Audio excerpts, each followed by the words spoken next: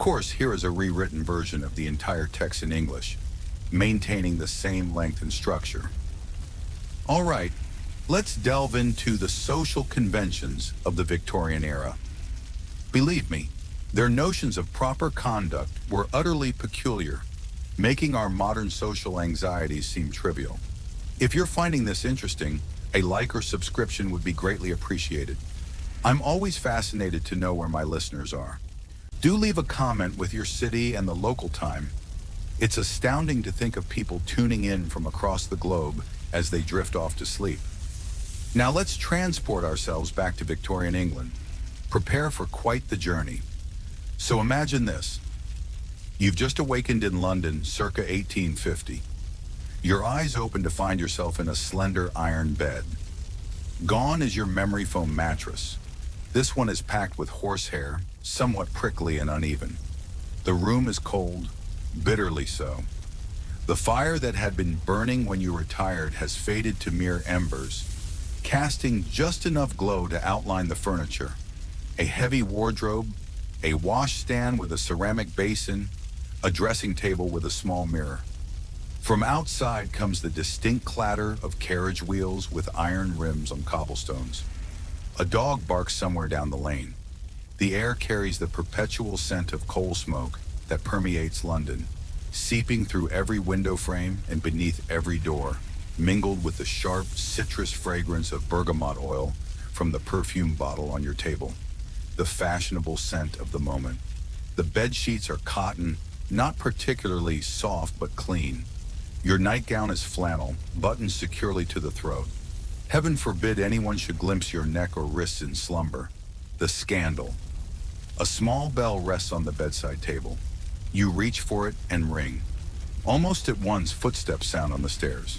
Your maid Mary appears at the door, already fully dressed despite the early hour. "Good morning, miss," she says with a brief curtsy. "Shall I open the curtains?" Without awaiting a reply, she moves to the window and draws back the heavy velvet drapes, allowing the weak gray London daylight to filter in. The panes are smeared with soot from the countless chimneys pouring smoke into the sky. "What shall you wear today, miss?" Mary inquires, approaching the wardrobe to reveal a selection of dresses, each more intricate than the last. And here begins your crash course in Victorian social etiquette. For what you wear, how you speak, walk, whom you converse with, and nearly every other action today will be dictated by the most intricate social code ever devised. The Victorians lived life on the hardest setting. A single misstep could mean social ruin. "You have a morning call with Mrs. Hartley at 11, Mary reminds you, selecting a day dress of a deep blue hue. "And then tea with your cousin Emily at 4. These morning calls are your inaugural lesson. Despite the name, they never occur in the actual morning. They are scheduled between 3 and 5 in the afternoon. I know it's nonsensical, but try calling them afternoon calls and you'll be met with looks of sheer bewilderment. These visits last precisely 15 minutes, not 14, not 16. A pocket watch is essential, as overstaying is a grave faux pas. Mary assists you into your garments, a process in itself. First, the chemise, essentially a long cotton slip. Then the corset. Oh, the corset. Mary fastens it around your waist and begins tightening the laces. Tighter, you instruct, recalling that a proper Victorian lady should have a waist spannable by 2 hands. "Yes, miss," Mary replies, pulling more firmly until breathing becomes a conscious effort. Your ribs feel compressed, your lungs restricted to half capacity.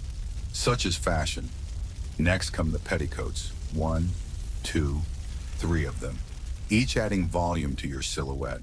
Then the crinoline, a cage-like structure of steel hoops that makes your skirt bell out like an enormous lampshade. Finally, the dress itself is placed over everything, with its snug bodice and vast skirt. By the end, you are wearing approximately 15 pounds of clothing. Mary arranges your hair, drawing it back severely from your face into a neat bun at your neck. Not a single strand may escape. Everything must be controlled, everything proper. "Will it be gloves or mittens today, miss?"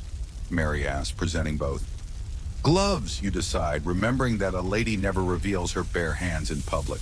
They must remain mysteriously covered, a peculiar rule of hand-based modesty. As Mary helps with your gloves, you recall another cardinal rule: no perfume. Queen Victoria herself declared the heavy, musky scents of the prior era vulgar. Instead, you dab a little lemon and bergamot oil on your handkerchief, just enough to smell clean, never enough to suggest attempted seduction through scent. Fully attired, you proceed downstairs for breakfast. The house is stirring. Servants hurry about, dusting, sweeping, polishing. The cook has been awake since 5, preparing the morning meal. In the dining room, your father sits at the head of the table, newspaper in hand. Your mother's at the opposite end, already writing correspondence. Both are fully dressed, for Victorians would never consider appearing at breakfast in anything resembling casual attire. "Good morning," you say, taking your seat. Your father lowers his paper just enough to nod, then raises it again. Public displays of affection, even among family, are not the Victorian way. No embraces, no cheek kisses. Breakfast is substantial: eggs, bacon, kidneys, toast, porridge. Victorians consume a hearty morning meal, their largest of the day. You merely pick at yours, the corset making substantial bites impossible. "Remember, Jane," your mother says without glancing up from her letter, "Mrs. Hartley's daughter has just become engaged. Be sure to offer congratulations, but do not inquire for details. That would be presumptuous." You nod, mentally noting this rule from the invisible guidebook governing society. One must acknowledge significant events but never seem overly curious. Interest is considered vulgar. After breakfast, you have a few hours before your call. You decide to work on your needlepoint, a suitably feminine pursuit. Idle hands, as they say, are the devil's workshop, and a proper lady is never idle. You sit by the window in the drawing room, stitching a floral pattern onto linen. Your mother joins you, taking up her own needlework. "I saw Mrs. Fairchild yesterday," she mentions casually. "Her son has returned from university." You keep your eyes on your stitching, though your heart quickens slightly. Thomas Fairchild. You danced with him at a ball last season before he departed for Oxford. He possessed kind eyes and refrained from stepping on your feet, which placed him above most other young gentlemen you danced with. "How pleasant," you say, your tone carefully neutral. "She mentioned he inquired after you," your mother continues, observing your reaction closely. You feel your cheeks warm, but maintain a composed expression. "Did he? That is most civil of him." Your mother smiles faintly, satisfied with your restrained response. Displaying excessive interest in a gentleman would be improper. The game of Victorian courtship involves pretending one is not playing at all. At precisely 11:15, you don your bonnet, gloves, and cloak, and set out with your mother for Mrs. Hartley's residence. You carry a small case containing your visiting cards, little printed papers with your name. These are essential to the ritual. Mrs. Hartley lives merely a few streets away, but walking too briskly would be unladylike. You adopt the proper pace, small steps, straight back, eyes modestly downcast. Your voluminous skirt sways as you walk, occasionally threatening to topple any small child or dog that ventures too close.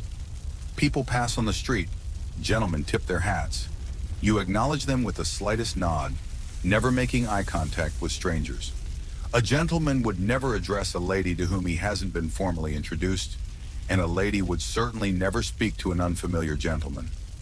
You arrive at Mrs. Hartley's at exactly 11 o'clock. Punctuality is critical.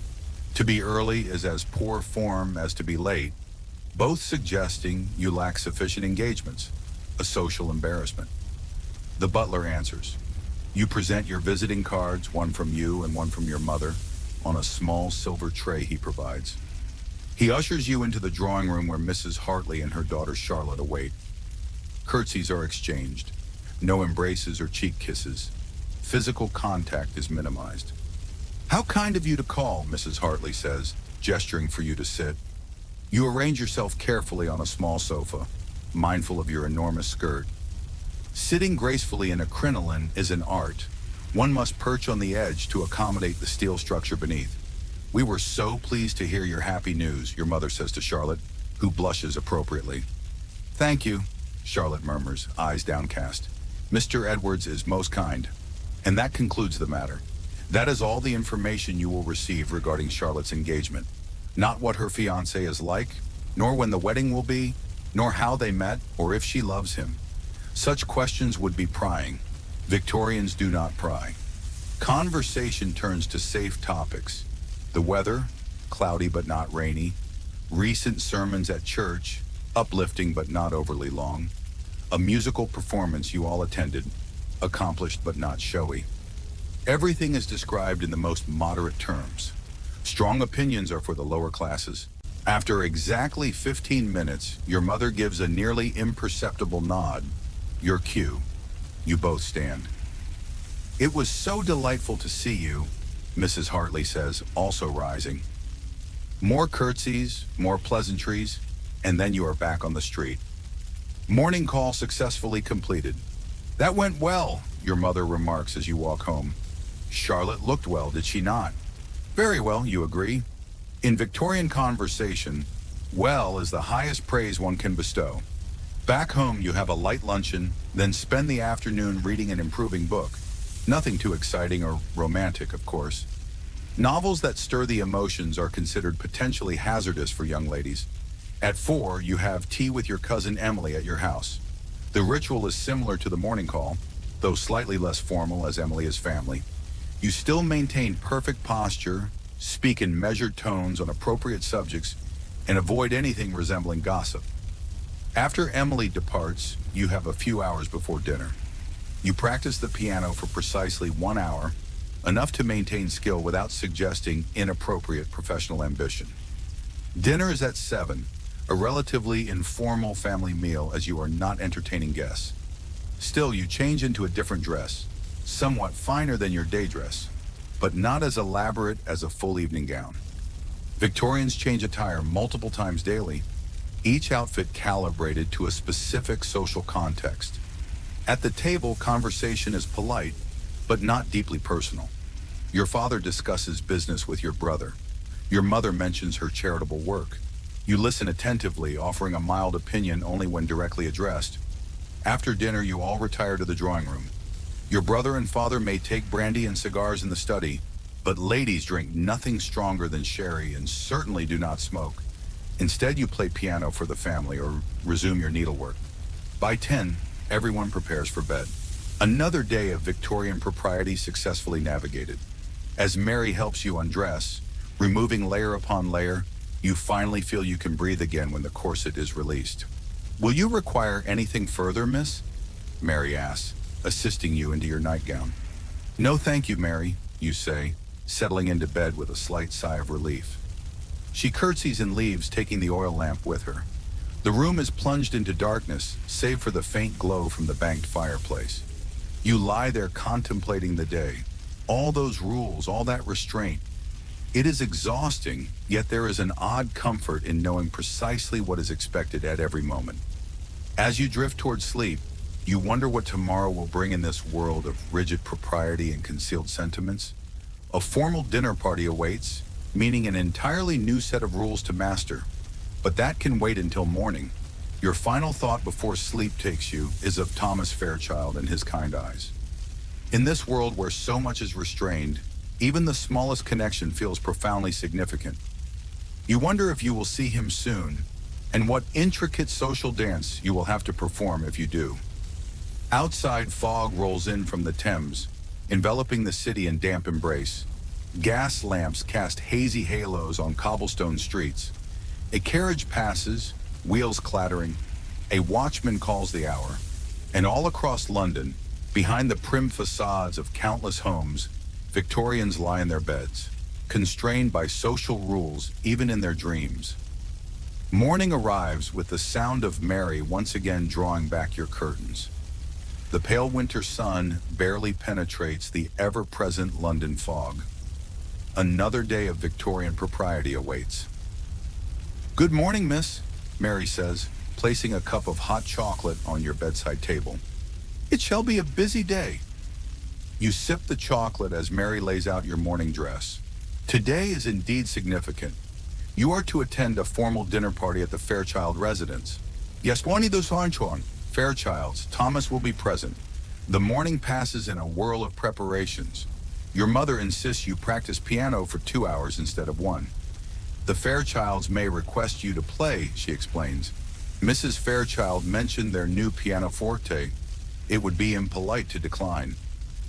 Another Victorian rule to remember.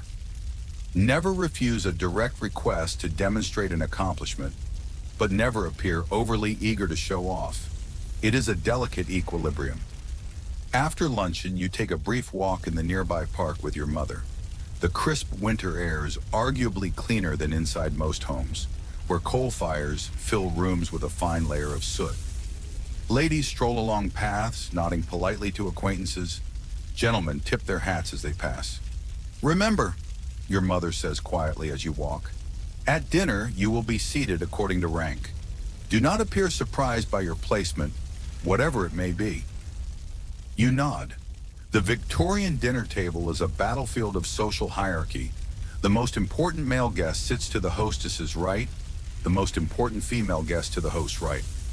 All others are arranged in descending order of social significance.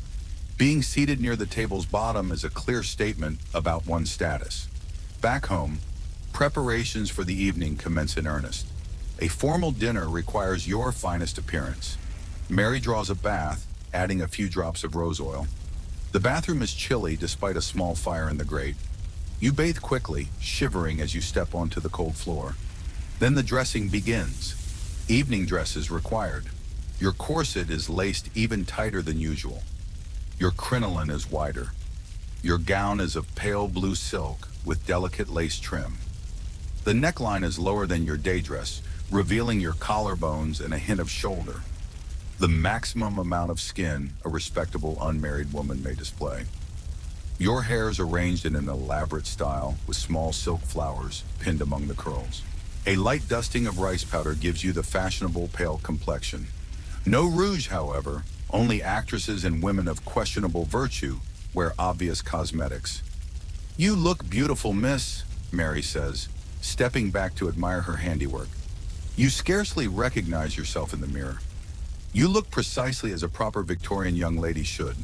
Poised, controlled, elegant, with an impossibly small waist and a ridiculously wide skirt. Fashion is suffering, but fashion must be obeyed. Your father has arranged a carriage. It is a cold night, and walking would ruin your carefully arranged appearance. Moreover, arriving by carriage displays your family's prosperity. The carriage halts outside a sizable townhouse on one of London's most fashionable streets. Lights blaze from every window. A liveried footman opens the carriage door and assists you down. Inside, the house is warm and bright. Gas lighting, the latest modern convenience, illuminates the entrance hall. A maid takes your cloak, revealing your evening finery. The butler announces your family, Mr. and Mrs. Wilson and Miss Jane Wilson. All heads turn. You feel your cheeks warm, but keep your expression composed as you curtsy to Mr. and Mrs. Fairchild. And there, beside his mother, stands Thomas. He seems taller than you recall, his evening clothes accentuating broad shoulders.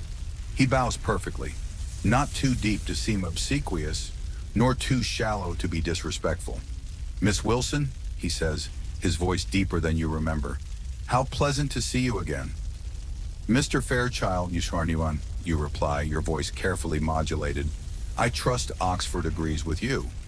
A slight smile touches his lips. It does, thank you, though London holds attractions that Oxford cannot claim. Is he flirting? It is so difficult to tell with Victorian gentlemen. Their compliments are buried beneath layers of propriety.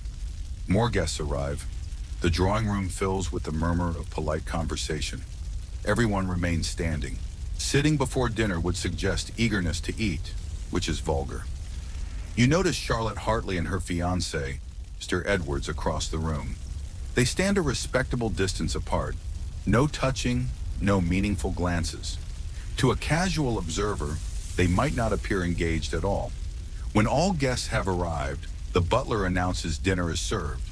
Now comes the complex choreography of entering the dining room.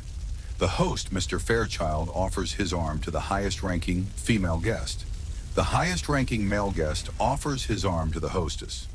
Everyone else pairs according to status, forming a procession. You find yourself paired with a middle-aged gentleman you've never met. Thomas, you note, is escorting an elderly lady wearing an elaborate fabric turban. The dining room dazzles with crystal, silver, and candlelight. The table gleams with polished silver and fine china. Each place setting presents an intimidating array of utensils. Fish forks, soup spoons, dessert spoons, multiple knives. Using the wrong implement would be a social catastrophe. You are seated about halfway down the table, not at the bottom, encouraging, but not near the top either. Thomas is on the opposite side, several seats away. During a Victorian dinner, one primarily converses with the gentleman seated to the immediate left and right, never across the table. The gentleman to your right turns to you. I understand you are acquainted with my nephew, Miss Wilson, Charles Pembroke. I believe you danced at Lady Hamilton's ball last season. You search your memory. Yes, you danced with a Mr. Pembroke. He stepped on your feet thrice and spoke exclusively of his horse. Yes, indeed, you say pleasantly. Mr. Pembroke is a most accomplished dancer. A small white lie in service of social harmony. The dinner progresses through multiple courses: soup, fish, meat, game, dessert, each with its own serving rituals and appropriate utensils. You take small bites, chewing quietly. A lady is never seen to eat heartily, even if famished. Conversation is carefully balanced between interesting and inoffensive. Politics, religion, money, and personal matters are strictly avoided. Instead, people discuss recent theatrical performances, Royal Academy exhibitions, the weather, and travels to acceptable destinations like Italy or France. You notice Thomas watching you from across the table. When your eyes meet, he quickly glances away. In this world of rigid rules, even eye contact can be laden with meaning. After dessert comes the most gendered ritual of the Victorian dinner party. Mrs. Fairchild catches the eye of the highest-ranking female guest and rises. This is the signal for all ladies to leave the dining room, leaving the gentlemen to their port, cigars, and presumably masculine conversation. You follow the procession of women back to the drawing room. This segregation serves multiple purposes. It allows men to discuss business and politics, gives women a chance to use the chamber pot, a necessity given voluminous skirts, and preserves the fiction that ladies are too delicate for strong drink and cigar smoke. In the drawing room, women arrange themselves in conversational groups. Mrs. Fairchild ensures Charlotte and her fiancé's mother are seated together, a sign of approval for the match. "Will you play for us, Miss Wilson?" Mrs. Fairchild asks, gesturing to the pianoforte. Here it is, the dreaded request. You cannot refuse, yet must not appear eager. "If you wish it, Mrs. Fairchild," you say modestly, "though I am certain there are more accomplished musicians present." "Nonsense," Mrs. Fairchild replies. "We have all heard of your talent." You move to the piano, arranging your enormous skirt as best you can on the small bench. You play a piece by Mozart, technically challenging enough to demonstrate skill, but not so flamboyant as to seem showy. You maintain perfect posture, your face composed in a slight smile. No grimacing or swaying with the music. That would be considered overly emotional. When you finish, the ladies applaud politely. You acknowledge this with a modest nod and return to your seat. Your hands tremble slightly, but no one notices. A proper lady never shows nervousness. Roughly half an hour later, the gentlemen rejoin them. The scent of cigars clings to their clothing. Some have heightened color from the port. Older men settle into chairs while younger ones circulate among the ladies. Thomas makes his way to your side, stopping to exchange pleasantries with several other guests first to avoid appearing too eager. "I enjoyed your performance, Miss Wilson," he says upon reaching you. "Mozart, was it not?" "Yes, his sonata in C major." "You play with great feeling," he says, then adds quickly, "but appropriate restraint, of course." You smile slightly. "Thank you, Mr. Fairchild. I understand you study classics at Oxford." And so begins the Victorian version of flirtation, a carefully controlled conversation about impersonal topics with true meaning hidden between the lines. You discuss books, nothing too romantic, music, nothing too passionate, and art, nothing too avant-garde. All the while you assess each other. Is he intelligent? Is she well-read? Would our temperaments suit? You notice Mrs. Fairchild watching you both with a satisfied expression. Mothers are the primary architects of Victorian matches. No doubt she invited your family tonight specifically to throw you and Thomas together. After what seems like minutes but is actually nearly half an hour, Thomas reluctantly excuses himself. I should speak with Miss Hartley and offer congratulations on her engagement. Of course, you reply, concealing your disappointment. It was pleasant conversing with you, Mr. Fairchild. He bows slightly. The pleasure was mine, Miss Wilson. As he walks away, your mother appears beside you. He seems quite attentive, she murmurs. Does he? You say, pretending not to have noticed. Your mother is not fooled. Do not appear too interested, Jane. Nothing frightens a potential suitor faster than an eager young lady. The evening continues with more music, card games, and continuous circulation. Everyone is careful to speak to everyone else. No one remains in one conversation too long. The appearance of social harmony is paramount. At precisely 11, the first guests begin to leave, signaling it is acceptable for others to depart as well. The Victorians have strict rules even for ending a party. Your father catches your mother's eye. She nods slightly. Time to go.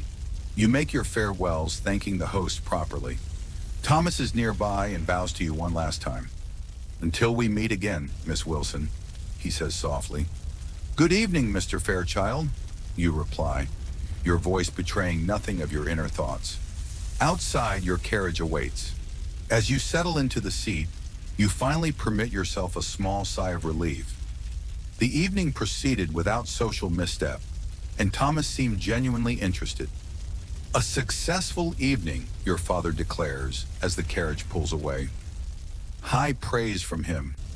Indeed, your mother agrees.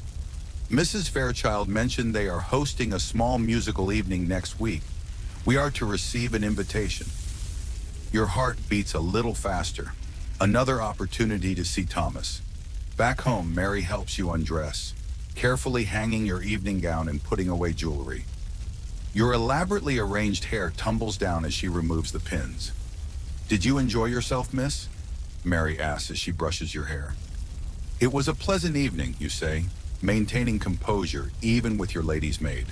Servants observe everything and gossip among themselves. Any display of excitement about Thomas might reach his household via the servant network. When Mary leaves, you sit at your dressing table, studying your reflection. Behind your composed expression, your mind races. Did Thomas truly seek you out specifically? What did his mother's watchful gaze signify? Will he call, or must you wait until the musical evening? Courting in the Victorian era is like playing chess blindfolded. Every move matters, yet you often don't realize you're making one. The stakes are high. Your future happiness depends on a good match. You move to the window, drawing the curtain slightly to peer at the foggy London night. Gas lamps create halos in the mist. A lone, handsome cab clatters past on cobblestones. Somewhere out there, Thomas Fairchild might be thinking of you too. But in this world of rigid propriety and concealed feelings, who can tell? You must wait and see what the next encounter brings, and what new rules you must navigate. Your next encounter with Thomas Fairchild comes sooner than anticipated. The very next day, you are reading in the front parlor, half-heartedly turning pages of a suitably improving botanical text, when Mary appears. Mr. Thomas Fairchild is here, miss. He inquires if you and your mother are receiving visitors. Your heart leaps, but your face remains perfectly composed. Please show him in, Mary, and inform my mother. A proper young lady is never left alone with a gentleman caller. Your mother must be present for the entire visit. Even stepping out momentarily would be scandalous. Mary curtsies and departs. You have perhaps 30 seconds to prepare. You check your hair in the small mirror above the fireplace, straighten your posture, and pick up your book again. arranging yourself to appear naturally occupied upon his entrance. The door opens. There is Thomas, looking even more handsome in daylight. His formal morning clothes fit impeccably. Dark coat, perfectly tied cravat, polished boots. He carries his top hat and gloves. A gentleman removes his hat indoors but keeps gloves on until seated. "Miss Wilson," he says, bowing. "I hope I find you well today." "Quite well. Thank you, Mr. Fairchild," you reply, setting your book aside and gesturing to a chair. "Please be seated. My mother will join us momentarily." Thomas sits, finally removing his gloves and placing them inside his hat, the Victorian equivalent of getting comfortable. "I enjoyed the evening at my parents' home," you say, keeping your tone pleasant, but not overly warm. "As did I," he replies.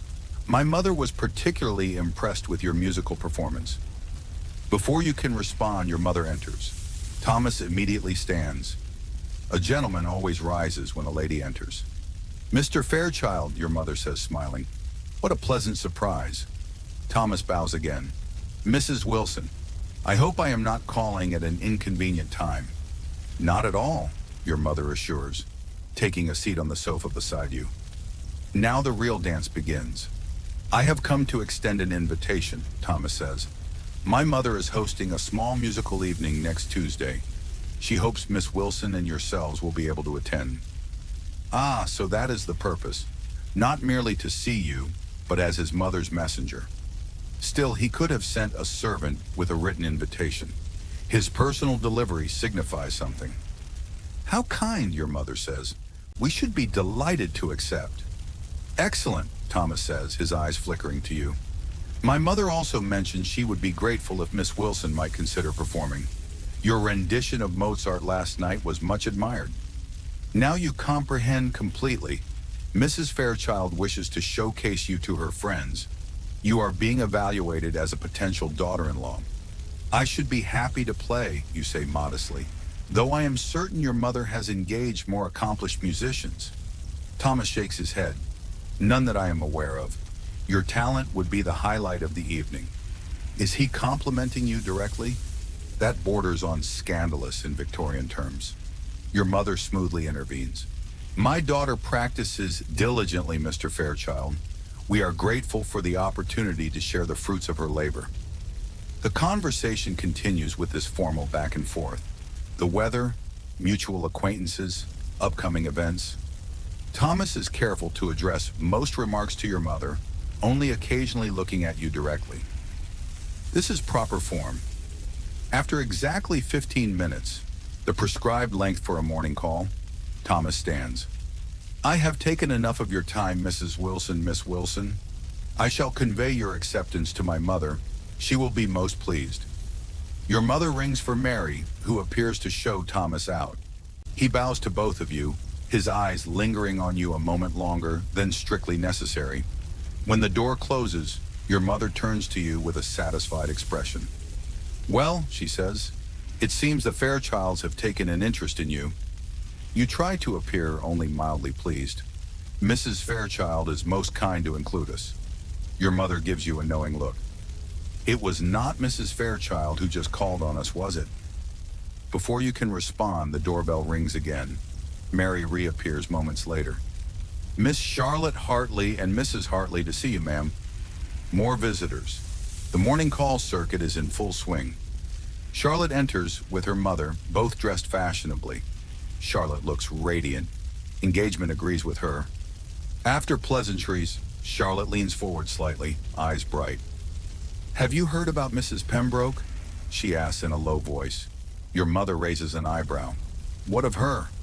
Mrs. Hartley clucks her tongue. "It is rather shocking. She was seen riding in the park with Mr. Foster, alone in his carriage."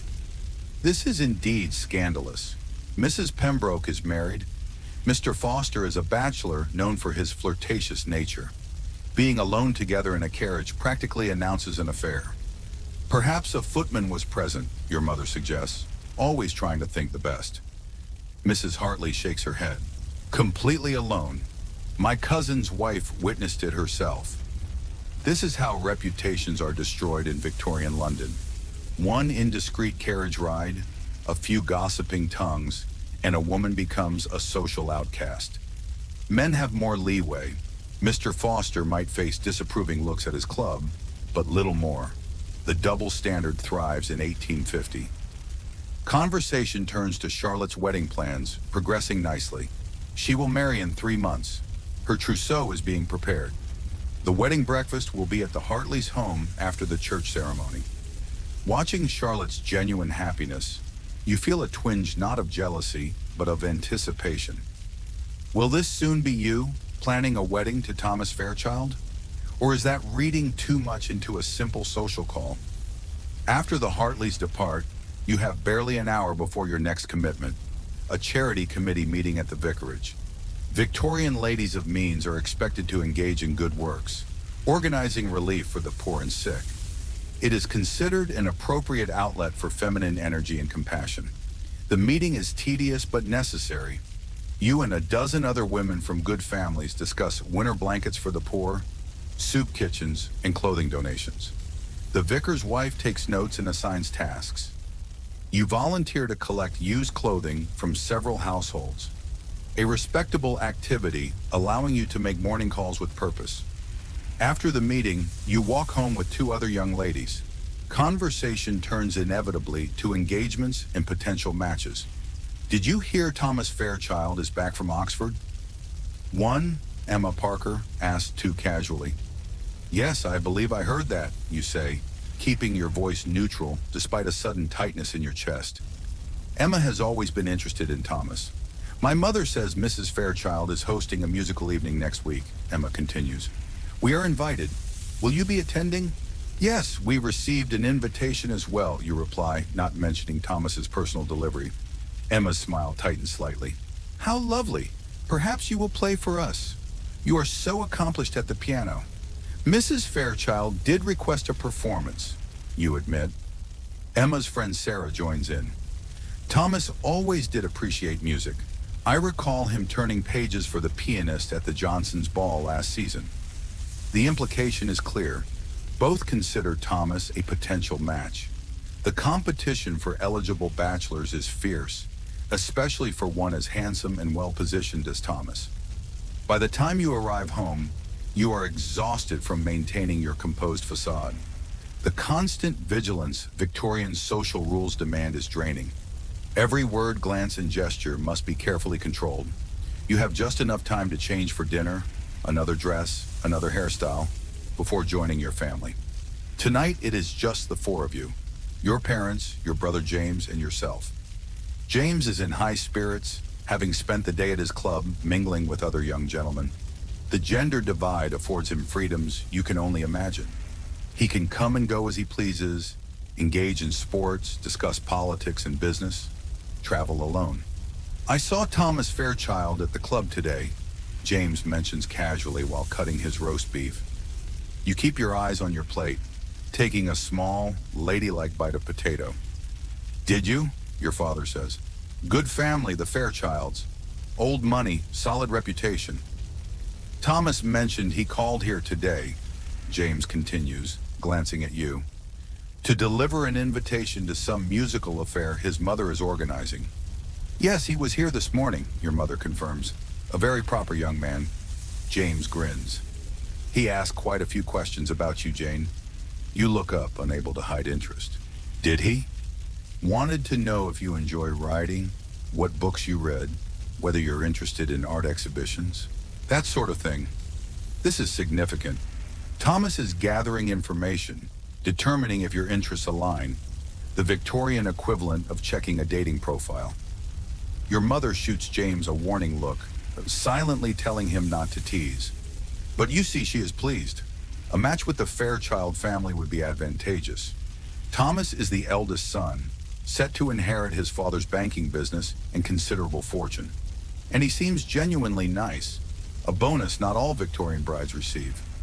After dinner, you retire to the drawing room while James and your father enjoy port and cigars in the study. Another evening of needlework and quiet conversation with your mother. If Thomas Fairchild continues to show interest, your mother says as she threads her needle, we should consider your wardrobe. That blue silk evening gown is lovely, but you will need something new for the musical evening. This is her way of saying she approves of Thomas as a potential suitor. New dresses are not commissioned lightly given the expense. Perhaps the dressmaker could come tomorrow, you suggest, trying to sound only mildly interested. Your mother nods. I shall send a note in the morning. The next few days pass in a blur of preparations. The dressmaker creates a new gown in pale green silk that complements your eyes. You practice piano for hours daily, selecting a piece that is beautiful but not showy. A Mendelssohn Song Without Words. On the morning of the musical evening, an unexpected package arrives. Mary brings it to your room, a small box wrapped in brown paper. This just came for you, miss, delivered by the Fairchild's footman. Your hands tremble slightly as you unwrap it. Inside is a small volume of poetry, Tennyson's latest collection. A small card accompanies it with a brief message in a strong masculine hand. Miss Wilson, I thought you might enjoy these verses. The one marked on page 43 reminded me of your playing. Respectfully, T. Fairchild. You quickly turn to page 43. A poem about music, with one line delicately underlined. The heart of the listener is moved by the skilled hands of the player. Mary watches your face, clearly curious. It is merely a book of poetry, you say casually, as if gentlemen send you books daily. From Mr. Fairchild.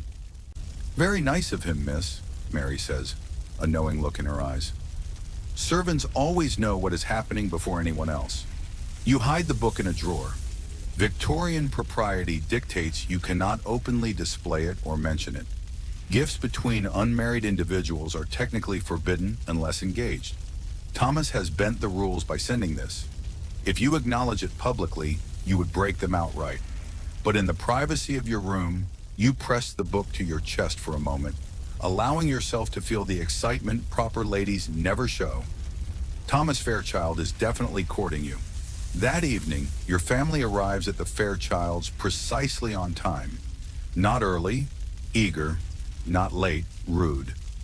Your new green silk gown rustles softly as you step from the carriage, the crinoline maintaining its perfect bell shape.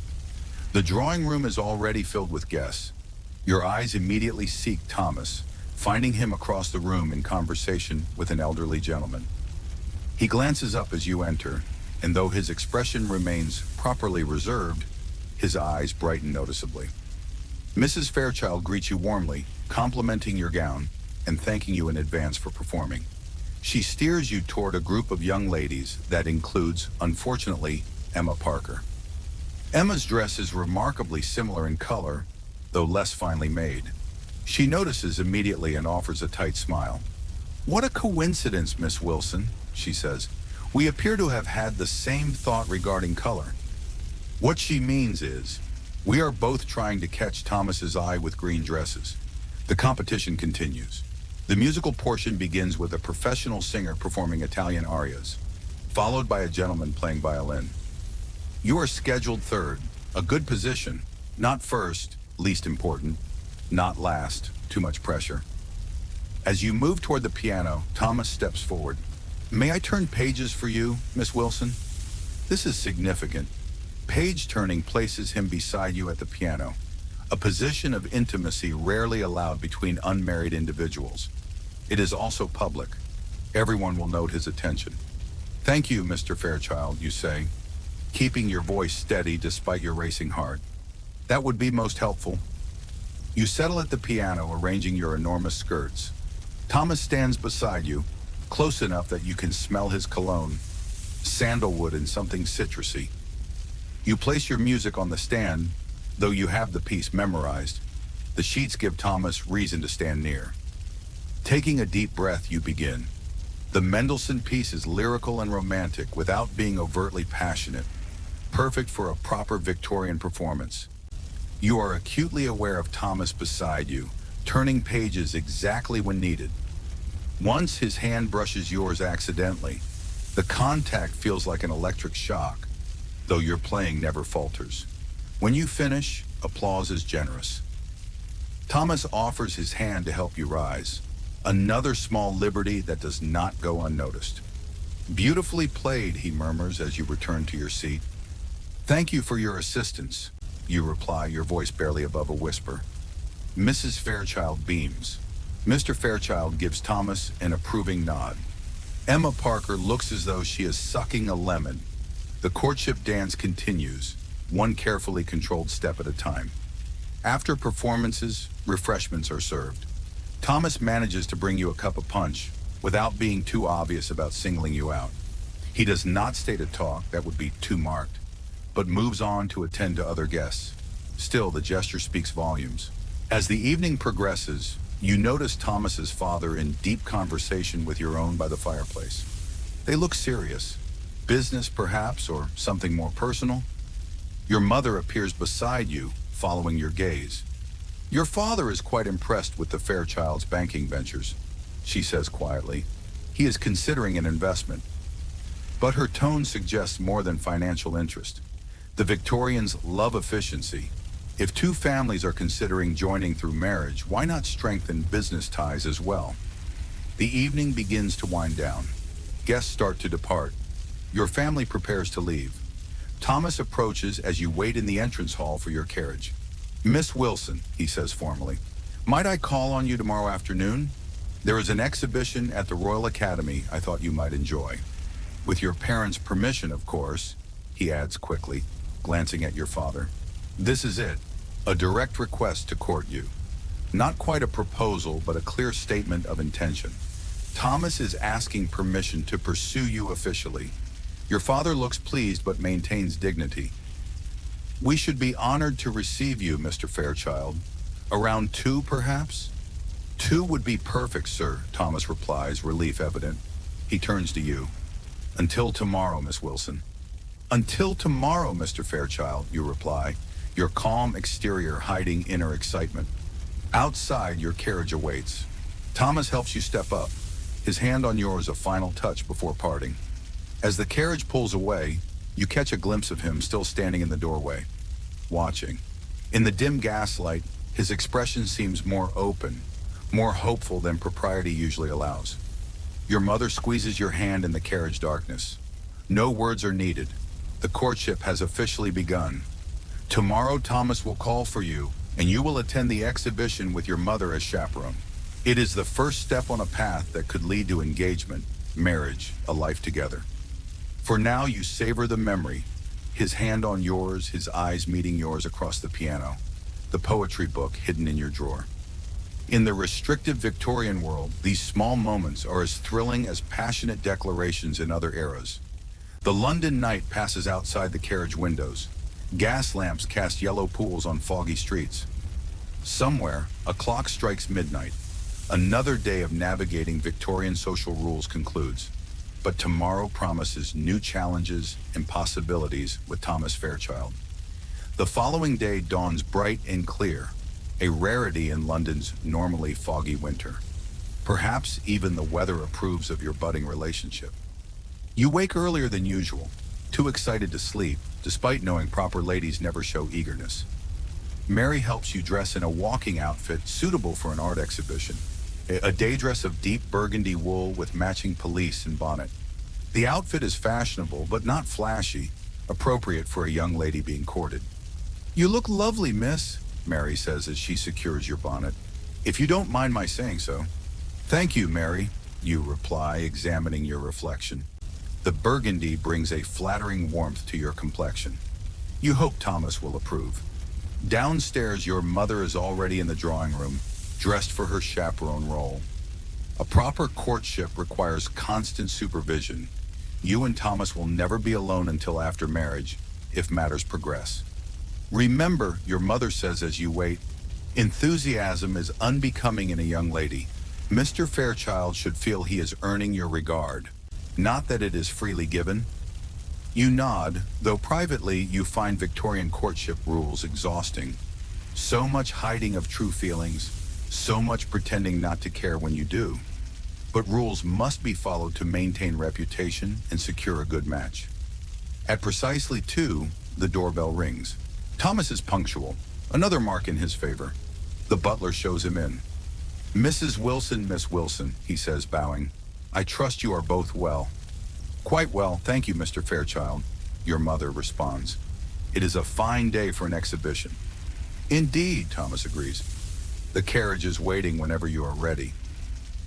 Thomas has brought his family's carriage, a handsome vehicle with the Fairchild crest, a clear statement of prosperity and serious intentions. In Victorian society, every detail communicates. The three of you settle into the carriage, you and your mother on one seat, Thomas facing you. As it begins to move, you catch Thomas looking at you, admiration clear despite his composed expression. That color suits you very well, Miss Wilson, he says, then adds quickly, as Mrs. Wilson's daughter, you have clearly inherited her excellent taste. The compliment is directed partly to your mother to avoid seeming forward. Thomas knows the game. You are very kind, Mr. Fairchild, you reply, lowering your eyes modestly. The carriage makes its way through busy streets toward the Royal Academy. Thomas points out interesting sights, addressing comments mainly to your mother with occasional glances at you. Everything perfectly proper. At the exhibition, Thomas pays for your tickets. Another statement of intention. You move through galleries admiring landscapes, portraits, historical scenes. The exhibition is crowded with fashionable people, many recognizable from social events. Miss Wilson, Mrs. Wilson, a familiar voice calls. You turn to see Emma Parker approaching with her mother. Of course, Emma would not miss an opportunity to insert herself. Miss Parker, Thomas says, bowing politely. Mrs. Parker, what a pleasant surprise. Emma positions herself next to Thomas. Don't you think the artist has captured the light beautifully, Mr. Fairchild? It reminds me of the view from my aunt's estate in the Lake District. You must visit sometime. The landscapes are breathtaking. This is bold, essentially inviting Thomas to visit her family's connections. You maintain composure, though internally you roll your eyes at her obviousness. Thomas handles it with perfect Victorian diplomacy. I am sure the Lake District is lovely, Miss Parker. At present, however, I am committed to business in London. Miss Wilson and I were just discussing this portrait. The technique is quite remarkable. He smoothly guides you and your mother away, leaving Emma looking slightly put out. Score 1 for Thomas's social skills. As you proceed, you encounter several others from your social circle. Each interaction follows the pattern. Formal greetings, polite conversation, curious glances between you and Thomas. Everyone understands what is happening. Thomas Fairchild is publicly declaring interest by escorting you. By tomorrow, it will be common knowledge. After an hour, Thomas suggests refreshments. The academy has a small tea room. He finds a table, ordering tea and small cakes. I hope you are enjoying the exhibition, Miss Wilson, Thomas says. Very much, Mr. Fairchild, you reply. The new works by Mr. Turner are particularly impressive. I thought you might appreciate them, he says, a hint of genuine pleasure breaking through his proper facade. Your brother mentioned you enjoy painting yourself. Merely as an amateur, you say modestly. A proper lady may pursue artistic hobbies, but never with professional ambition. I should be interested to see your work sometime, Thomas says, then glances at your mother. With your permission, of course, Mrs. Wilson. Your mother nods approvingly. Jane has several watercolors in our drawing room. Perhaps you might view them on your next visit. This is significant. She is explicitly inviting Thomas to call again. The courtship progresses nicely. Tea arrives, pausing conversation. As you sip, you notice a gentleman at a nearby table watching your group intently. He is middle-aged, expensively dressed, with a calculating expression. Something about him makes you uncomfortable. Thomas notices your slight frown. Is everything all right, Miss Wilson? You lower your voice. That gentleman seems to be watching us rather intently. Thomas glances casually in that direction. His expression darkens slightly. Ah, Lord Barrington. Do not concern yourself, Miss Wilson. But your mother has also noticed. Lord Barrington, she says quietly.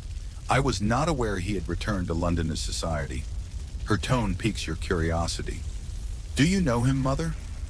Your mother and Thomas exchange a look, suggesting they both know something you do not. Lord Barrington has a certain reputation, your mother says delicately. particularly regarding young ladies. Thomas clears his throat. Perhaps we should continue our tour. There is an excellent collection of miniatures in the next gallery. As you stand to leave, Lord Barrington also rises and approaches.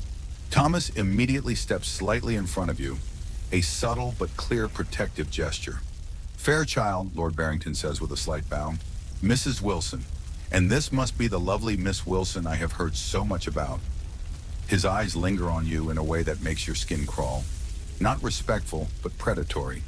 Thomas's voice is polite, but noticeably cooler.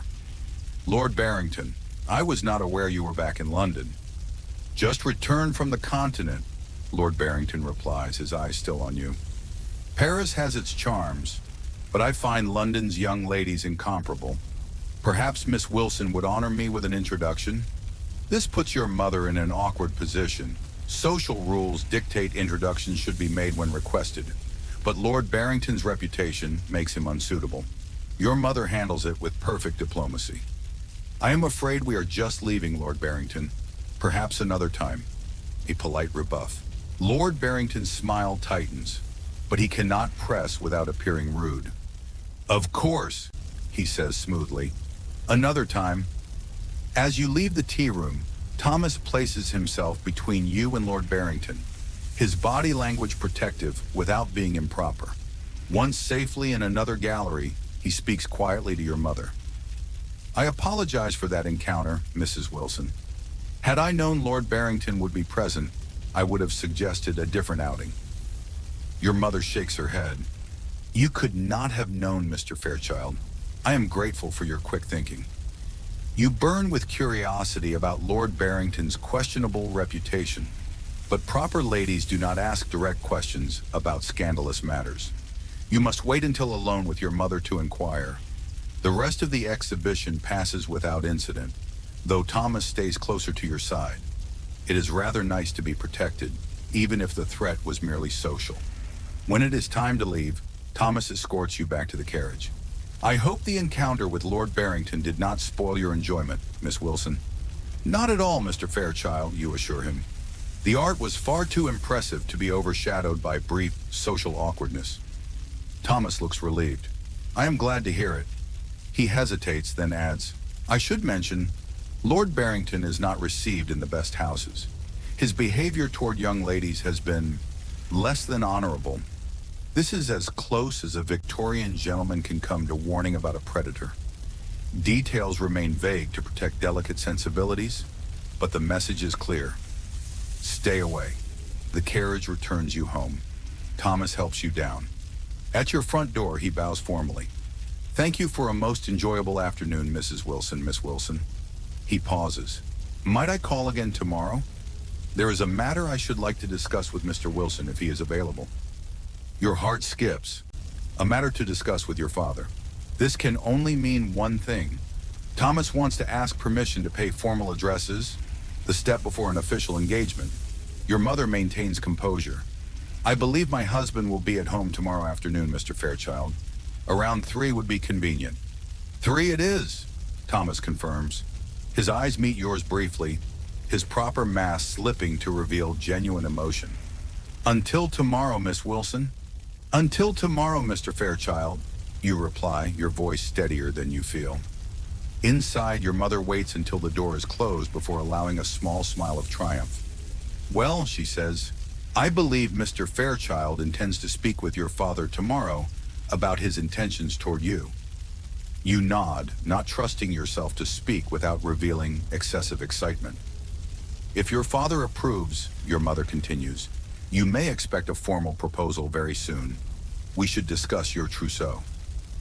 The trousseau, the collection of clothing, linens, and personal items a bride brings to marriage. Planning it means your mother considers engagement a foregone conclusion. Yes, mother, you say, still trying to appear appropriately composed. Your brother James arrives home just then, bringing a rush of cold air and masculine energy. Jane, he exclaims, seeing your flushed cheeks. You look as though you've received good news. Has Fairchild proposed already? James, your mother scolds. Such matters are not discussed so bluntly. But Mr. Fairchild did escort your sister and me to the Royal Academy today. and he will be calling tomorrow to speak with your father. James grins.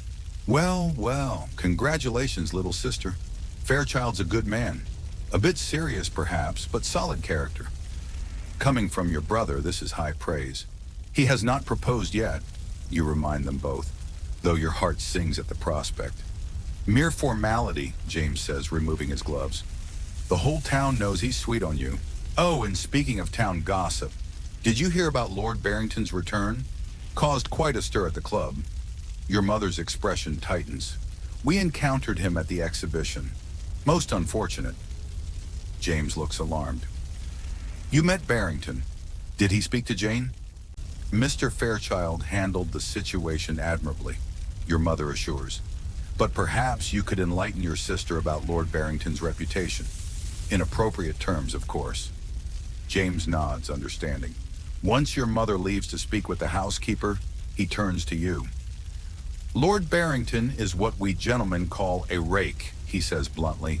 He pursues young ladies with dishonorable intentions. There was quite a scandal last season involving the Matthews girl. Nothing proven, but her reputation was ruined. She's been sent to relatives in Scotland. This is shockingly direct by Victorian standards. Brothers sometimes take it upon themselves to warn sisters, bypassing usual restrictions.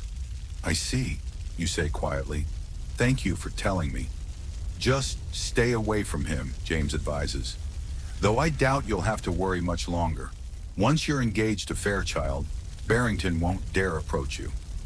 The prospect of being engaged to Thomas sends another thrill through you. Less than a month ago, you were simply a young lady in society. Now you are on the verge of a proposal from one of the most eligible bachelors. The rest of the day passes in a haze of anticipation. You go through motions, piano practice, needlework, dinner, but your mind keeps returning to tomorrow. That night, as Mary helps you prepare for bed, she notices your distraction. Exciting day, miss, she asks, brushing your hair. Just an exhibition at the Royal Academy, you say, maintaining pretense. Mary smiles knowingly. Of course, miss. And will Mr. Fairchild be calling again soon? Tomorrow afternoon, you admit. He wishes to speak with my father. Mary's eyes widen. Oh, miss, that's wonderful news. He has not proposed yet, you remind her, though you cannot help smiling. It's only a matter of time, Mary assures, setting down the brush. The whole household knows he's sweet on you. Cook says she'll make your favorite cake for tea tomorrow to celebrate. It seems everyone anticipates a proposal. Everyone except you, who, as a proper lady, must pretend surprise in being overwhelmed when it happens. As you settle into bed, your mind is too full for sleep. Tomorrow, Thomas will speak to your father. If your father approves, and you have no reason to think he won't, Thomas will be permitted to propose formally. You will accept after appropriate show of surprise and consideration, and then you will be engaged. A Victorian engagement is serious. Unlike modern casual engagements, broken engagements can damage reputations, particularly the woman's. Once you accept, you are essentially committed unless something truly scandalous emerges. You consider what you know of Thomas Fairchild. Handsome, intelligent, from a good family with solid finances, treats you with respect, seems genuinely interested in your thoughts. By Victorian standards, he is practically perfect. But what of love? Victorians are suspicious of passionate love as a marriage basis. Compatibility, mutual respect, similar backgrounds and values are considered more important for a successful union. Romantic love, if it develops, should come after marriage, not before. Still, you cannot help hoping that what you feel, the quickening pulse when he enters a room, the warmth when he looks at you, might be the beginning of something deeper than mere suitability. Outside your window, gas lamps cast yellow glow on the quiet street. A dog barks in the distance. A carriage makes its way over cobblestones. And across London, in his family's townhouse, Thomas Fairchild is perhaps lying awake too, thinking of tomorrow and the question he plans to ask your father. Morning comes too soon and not soon enough. You dress with extra care in a morning dress of pale blue. Thomas once mentioned admiring the color. Mary arranges your hair in a style that softens features while still appearing properly restrained. Your father works from home this morning, unusual, confirming he expects Thomas's visit. He sits in his study reviewing papers but wears his best waistcoat and a fresh flower in his buttonhole. Luncheon is tense. No one mentions Thomas's impending visit, but it hangs in the air, making ordinary conversation difficult. Your mother discusses menu plans. Your father reads his newspaper. You push food around your plate, too nervous to eat. At precisely 5 minutes to 3, you retreat to the drawing room with your mother. Propriety dictates you appear calm and occupied, not waiting eagerly by the door. You pick up needlework, though your hands are too unsteady for fine stitches. Your mother sits nearby, ostensibly reading but actually watching you with sympathy and excitement. The clock strikes 3, the doorbell rings. You hear the butler's footsteps, murmurs in the hall. Then Thomas is shown not to the drawing room, but to your father's study. This confirms it. He is here to ask permission to court you officially.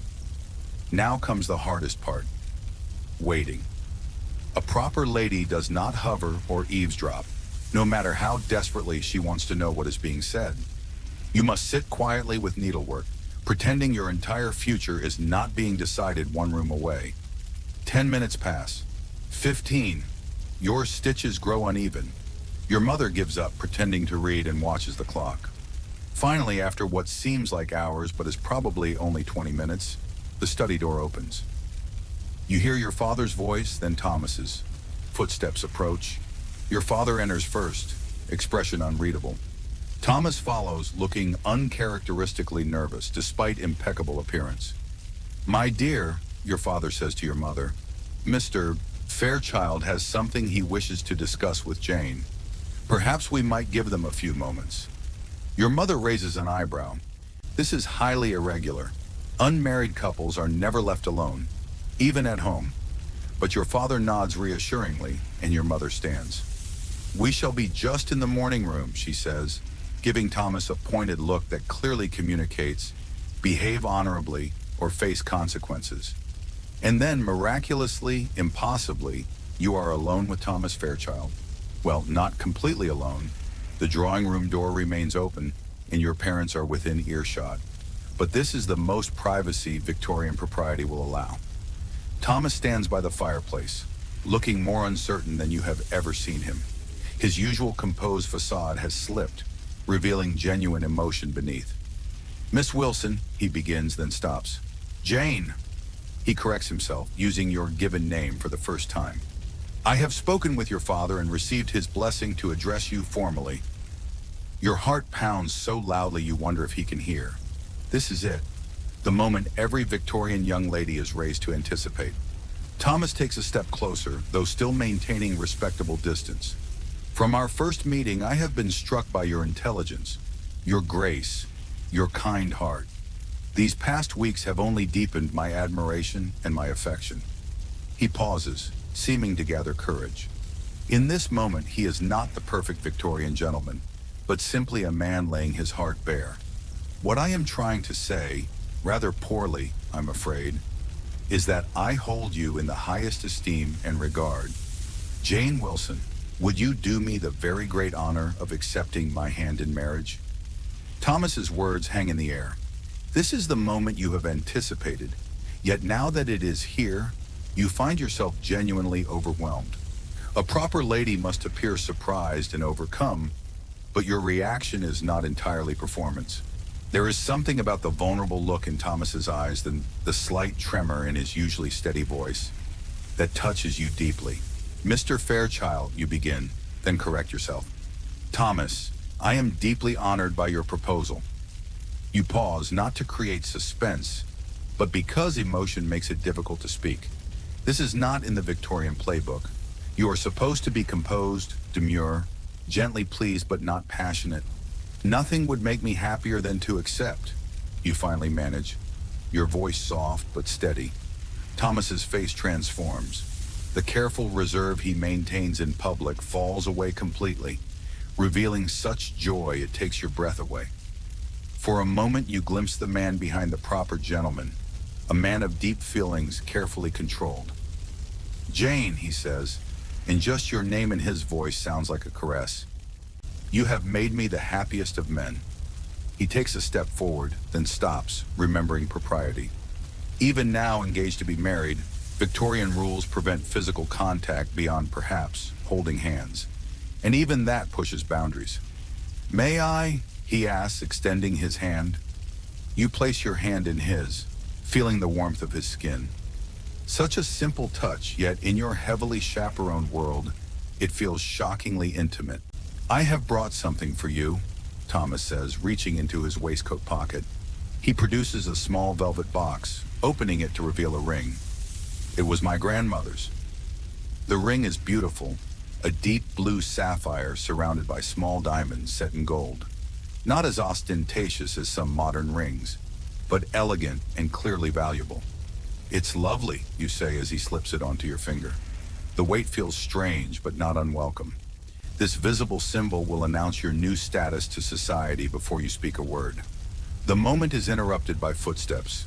Your parents, having given you as much privacy as propriety allows, return. "Well?" your father asks. "Miss Wilson has done me the great honor of accepting my proposal, sir," Thomas says formally. Your mother's face lights with genuine pleasure. "How wonderful! We must have champagne to celebrate." The butler is summoned, champagne poured, toasts made. Through it all, you remain in a daze. The speed of Victorian courtship is disorienting. Weeks ago, Thomas was merely an acquaintance. Now he is your fiancé, your future husband. "We should discuss dates," your father says once initial celebrations settle. "And settlements, of course." The practical side. Romance is well and good, but marriage is also a financial arrangement. Your father and Thomas will negotiate your marriage settlement, a contract specifying what money and property you bring and what happens to it. "My solicitor has drawn preliminary papers," Thomas says. "All business now. I should be happy to review them with you tomorrow, sir." "Excellent," your father approves. "And as for wedding date?" "I was thinking perhaps 3 months hence," Thomas suggests. "Enough time for proper preparations, but not so long as to be trying." Is that a hint of impatience in his voice? A suggestion he is eager to begin your life together? The thought sends a thrill. 3 months seems appropriate, your mother agrees. Long enough for a proper trousseau, but not so long that society might gossip. Another Victorian rule. Engagements should not be too short, suggesting impropriety or necessity, or too long, suggesting reluctance or problems. 3 months is just right. Thomas stays for dinner, his first meal as your official fiancé. Conversation flows easily with new warmth between families. Plans are made, dates discussed, futures envisioned. Through it all, you catch Thomas watching you with wonder, as if he cannot quite believe his good fortune. When he finally leaves, he bows over your hand, holding it perhaps a moment longer than strictly proper. "Until tomorrow, Jane," he says softly. "Until tomorrow, Thomas," you reply, enjoying the newness of his given name on your lips. The next 3 months pass in a whirlwind. Your engagement is announced in newspapers. Congratulatory calls and cards pour in. Your mother and Mrs. Fairchild meet frequently to plan the wedding breakfast and coordinate details. Your days fill with fittings for your trousseau. The extensive wardrobe a bride brings, morning dresses, afternoon dresses, evening gowns, walking outfits, riding habits, nightgowns, dressing gowns, undergarments, gloves, bonnets, shoes, shawls, everything a well-dressed Victorian wife might need for at least the first year. Then there is your wedding dress, the most important gown. Pure white, of course, as Queen Victoria made white wedding dresses fashionable. Yards of silk and lace with a train long enough to impress, but not ostentatious.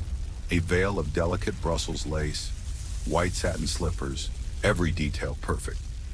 Your hope chest fills with linens, bed sheets, tablecloths, napkins, handkerchiefs. Many you have embroidered yourself over years, preparing for this moment even before knowing who your husband would be. Between preparations, you see Thomas regularly but never alone. Victorian propriety means even engaged couples are chaperoned. You take walks with your mother following discreetly. You attend dinner parties and balls together, but always in public view. You exchange letters, the only private communication allowed, in which you gradually share more of yourselves than social settings permit. In these letters, you discover depth in Thomas that his public persona barely hints at. He writes of hopes for your future, admiration for your mind, desire to be a husband worthy of you. Nothing improper, nothing that could not be read aloud, but sincere and increasingly affectionate. 2 weeks before the wedding, the Fairchilds host a dinner for both families, a chance for extended relatives to meet. Your aunts, uncles, cousins size up Thomas's family and vice versa. The dinner is a success. Both families are well-mannered, prosperous, respectable. No embarrassing relatives cause concern. Your cousin Emily seems taken with my cousin William, Thomas murmurs during a moment when others are distracted. Perhaps another match in the making. You follow his gaze to where Emily laughs at something William said. Perhaps, you agree, they would suit well. Not as well as we do, Thomas says, his voice low and warm. Such a simple statement sends color rushing to your cheeks. Even now, weeks into engagement, his direct attention can fluster you. Thomas seems pleased rather than scandalized by your blush. The final week is a blur of last-minute arrangements. Wedding gifts are displayed in the drawing room. Silver services, crystal decanters, fine china, ornate clocks, vases. Guests come to admire and offer congratulations yet again. The night before your wedding, your mother comes to your bedroom as Mary brushes your hair for the last time in your childhood home. Tomorrow you move into the Fairchilds townhouse, where you and Thomas will have your own suite. I wish to speak with you, your mother says, dismissing Mary with a nod. About tomorrow night. This is it, the Victorian version of the talk. Proper young ladies are kept so innocent, many go to wedding nights with only vague ideas. Your mother, progressive for her time, believes you should have some preparation. Marriage brings physical intimacies, she begins awkwardly. It is a wife's duty to submit to her husband's needs. It may be uncomfortable at first, but a lady endures with dignity. Not the most encouraging description, but typical. Women are not supposed to enjoy physical intimacy. That would be unseemly. They merely tolerate it as duty and for having children. The most important thing, your mother continues, is to establish a harmonious household. Be attentive to Thomas's comfort. Never contradict him in public. Maintain a serene environment where he can rest from business pressures. This advice reflects the Victorian ideal of separate spheres. Men to public world of business, women to private world of home. Your role is to create a peaceful haven and manage household efficiently. I believe you and Thomas will be very happy, your mother concludes, patting your hand. He seems a kind man, and he clearly adores you. Thank you, mother, you say, touched by her concern even as you find her advice somewhat lacking. I believe we will be happy too. That night you sleep little, your mind full of tomorrow, the end of life as Miss Jane Wilson, the beginning as Mrs. Thomas Fairchild. Your wedding day dawns clear. The ceremony is at 11 at St. George's Church, Hanover Square. The fashionable choice. You are dressed with extreme care. Finest undergarments from your trousseau, then the beautiful white gown with fitted bodice and full skirt, delicate veil arranged over carefully styled hair. You look beautiful, miss, Mary says, tears in her eyes. Begging your pardon, but you do. Thank you, Mary, you reply, genuinely moved. Mary has been with you for years, helping navigate the complex world of Victorian womanhood. I shall miss you. You'll have your own lady's maid at your new home, Mary reminds. Mrs. Fairchild has hired someone experienced serving married ladies. Another reminder of how life is about to change. Even personal servants will be different.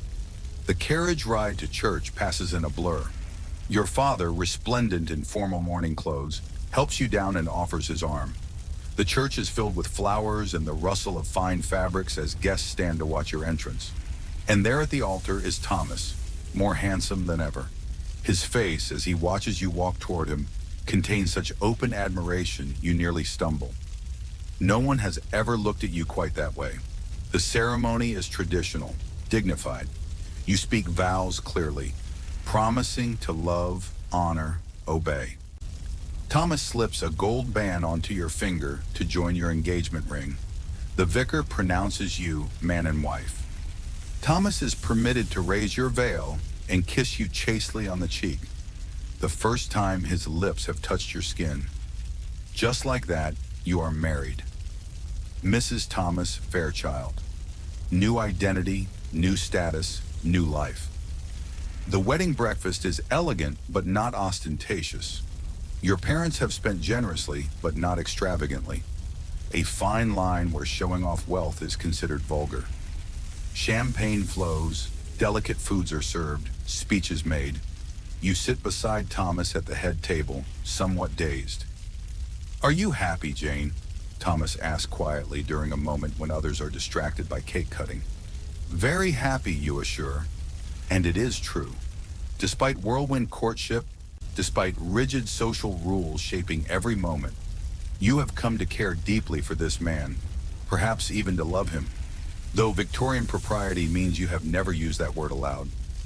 After breakfast, you change from wedding gown into a smart traveling outfit. You and Thomas will spend 2 weeks at his family's country estate in Kent. A modest honeymoon by modern standards, but typical. Goodbyes are emotional but restrained. Excessive displays would be inappropriate. Your mother hugs you briefly. Your father shakes Thomas's hand, kisses your cheek, and then you are in the carriage, husband and wife, finally alone.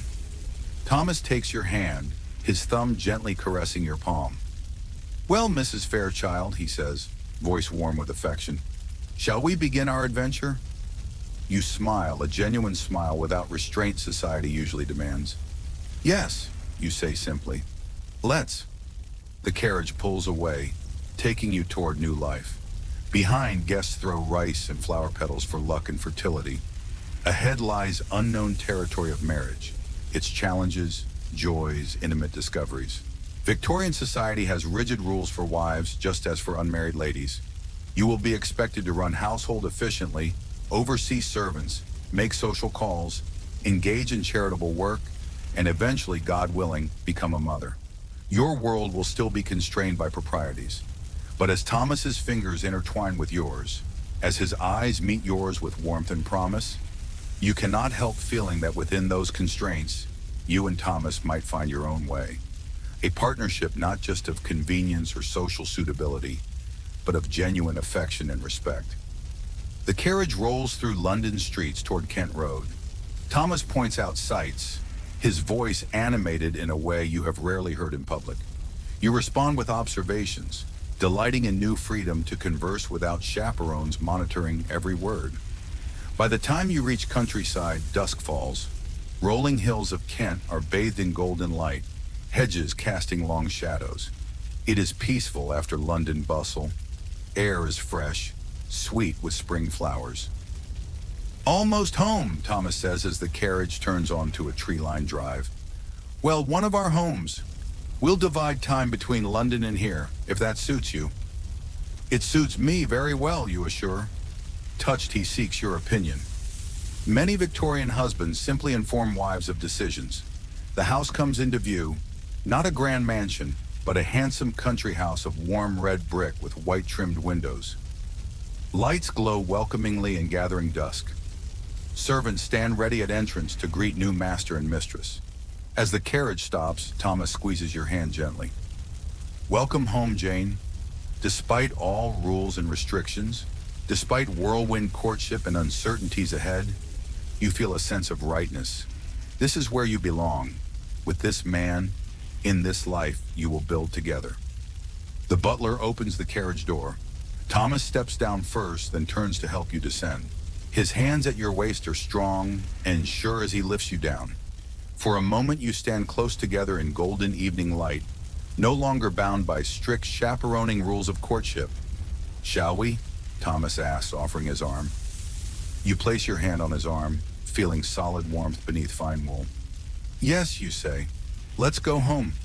Together you climb steps toward new life, leaving behind constraints of unmarried Victorian womanhood, stepping into different but no less complex world of Victorian marriage.